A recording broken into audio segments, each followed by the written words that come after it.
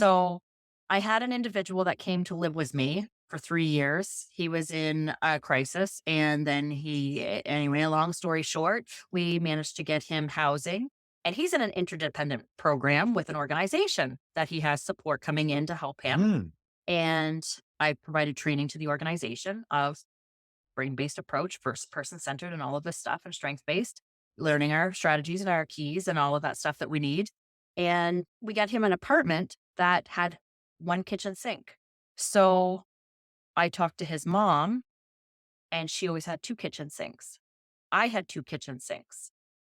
This individual struggled how he was going to do the dishes yeah, like because he had no countertop on one side of the sink and he only had one sink.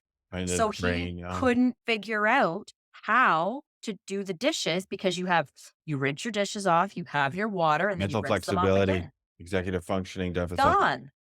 So I'm like, this was the thing. And then we had another situation that he was accused of smoking cannabis in an apartment.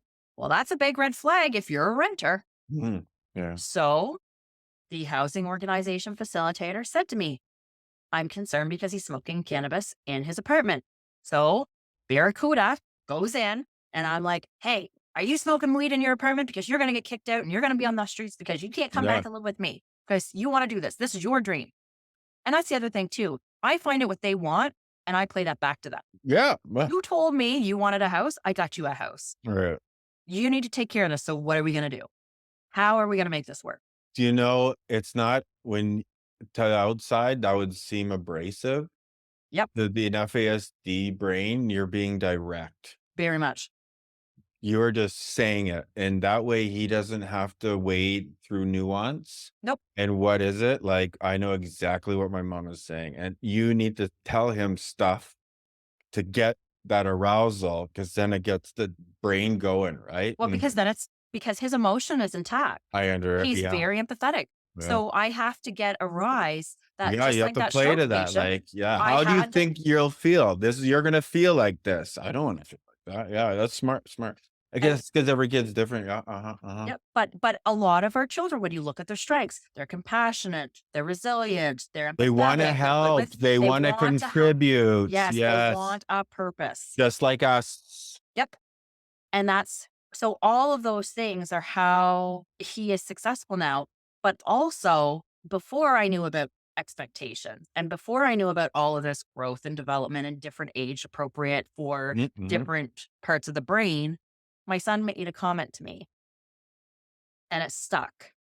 And it was, I always told him that I wanted him to be successful. And he said to me, I will never be able to be successful in your eyes because I can't measure up to your expectations.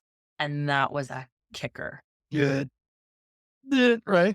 But he didn't know what my expectations were. He just knew I was a hard ass. He knew that I had a life and I had a home and I had a career and but he didn't know that all I wanted for him to do was the best that he could do. That was Yeah, my like, what idea of does that success. mean? That's Right. That ambiguous, right? that's right. And that's abstract and it's not a tangible concept that he can grasp. So he was looking at my life or whatever he was paralleling my level of success that he thought. And that was another contributing factor for him.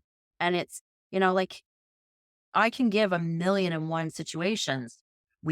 Again, when we had that young fellow that was living with us for 3 years, he stole one of my husband's customers' cars. It Did I always call the gets this cops? right. Nope. No, I don't Did mean to I? cuss, but I just picture your husband, like, I always picture the, "Oh my god, oh my gosh," but then I picture, "Alright, well, what do we do?" Like, My that's what husband's it like, comes. Alicia, I'll come with him with a crazy idea. And he's like, I don't even care. Just, Yeah, just do whatever yeah, because you because make it it work. works, right? Like, so and he's like, "Okay, Yeah. what role am I playing? No problem." Tara and I got really good at that. I'd go pick up Tara from work.